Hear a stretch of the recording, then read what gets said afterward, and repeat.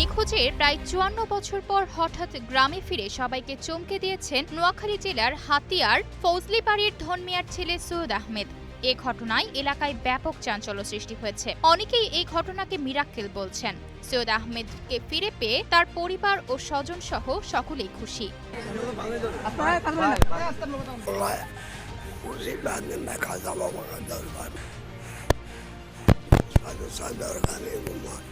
সময়টা ১৯৬৯ সালের কার্তিক মাস। সেদিন দিবাগত রাতে উপকূলীয় এলাকায় সাগরের অতিরিক্ত জোয়ারে বন্যা দেখা দেয়। সারাদিন রোজা রেখে সন্ধ্যার ইফতার শেষ করে রাত ৮টার দিকে হাতিয়া থেকে নৌপথে চট্টগ্রামের উদ্দেশ্যে রওনা করেন সৈয়দ আহমেদ ও তার খালাতো ভাই নূর আহমেদ। পরদিন ভোরে চট্টগ্রাম গিয়ে পৌঁছানোর পর কিছু উৎসুক জনতা তাদের ঘিরে ধরেন। এরপর নূর আহমেদ তার খালাতো ভাই সৈয়দ আহমেদকে হারিয়ে ফেলেন। এরপর দীর্ঘ ৫৪ বছর আর ফিরে আসেননি সৈয়দ আহমেদ। পরিবার ও এলাকাবাসী ভাবতেন তিনি মারা গেছেন।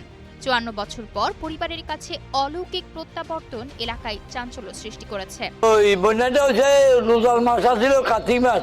বৃহস্পতিবার দিবাগত রাত্রে বন্যা হয়েছে, শুক্রবার গেছে, শনিবার গেছে। শনিবার দিন রাত্রে ৮টা বাজে আমরা দোনোভাই সিটাঙ্গার মিয়া হদ দিছি। রবিবার সিটাং যাই নামছি, আর আমার দেশীয় মানুষে গিরগির করে গিয়ে অবধি ধরছে, আরও ধরছে, আর খালতো ভাইও ধরছে।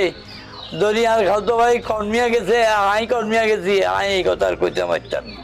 স্বজনদের তথ্য অনুযায়ী নিখোঁজের প্রায় ৫৪ বছর ধরে বিভিন্ন স্থানে অনেক খোঁজাখুঁজির পরও তাকে না পেয়ে পরিবার ধরেই নিয়েছিল হয়তো তিনি আর বেঁচে নেই। তখন তার স্ত্রী ছামনা খাতুনের কোলজুড়ে ছোট্ট শিশু সন্তান আকরাম আসে। বাবার মুখ না দেখেই বড় হতে থাকে সেই সন্তান। সেই ছেলে আকরাম এখন ৫৩ বছর বয়সী। বর্তমানে সৈয়দ আহমেদ বয়সের ভারে অনেকটাই নুইয়ে পড়েছেন। কণ্ঠনালীতে করা অপারেশনের কারণে কথা অস্পষ্ট, শরীরে নানা অসুস্থতা, তবু চোখে মুখে যেন দীর্ঘ পথ পাড়ি দিয়ে আপন ঠিকানায় ফেরার এক শান্তির ছায়া।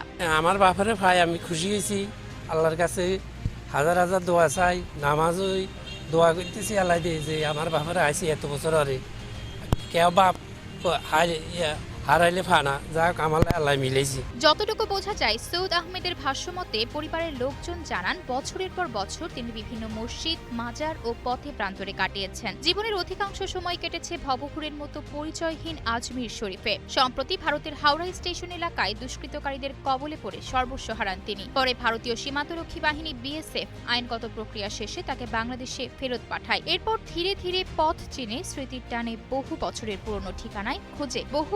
পুরনো ঠিকানার খোঁজে একদিন তিনি পৌঁছে যান হাতিয়ায় নিজের পৈতৃক বাড়িতে। গেল মঙ্গলবার দুপুরে বাড়িতে এসে নিজের পরিচয় দেন বৃদ্ধ সৈয়দ আহমেদ। প্রথমে কেউ বিশ্বাস করতে পারেনি, পরে তার সহপাঠী মুন্সি সারেং, চাচাতো ভাই গেদু মিয়া সহ অনেকেই তাকে শনাক্ত করতে পারে। খবর ছড়িয়ে পড়তেই উৎসুক মানুষের ঢল নামে এলাকায়। হাতিয়া থানার অফিসার ইনচার্জ কবির হোসেন জানান সৈয়দ আহমেদের ফিরে আসা নিয়ে এলাকায় ব্যাপক চাঞ্চল্যের সৃষ্টি হয়েছে। দীর্ঘ ৫৭ বছর আগে যে মানুষটি জীবিকার খোঁজে বাড়ি ছেড়েছিলেন তিনি ফিরে এলেন জীবনের শেষ প্রান্তে এসে। সময় বদলে গেছে গ্রামের চেহারা, হারিয়ে গেছে অনেক স্বজনও, তবুও জন্মভূমির মাটি আর পরিবারের টান যে কখনোই ফুরায় না, সেই বাস্তব উদাহরণ যেন সৈয়দ আহমেদ।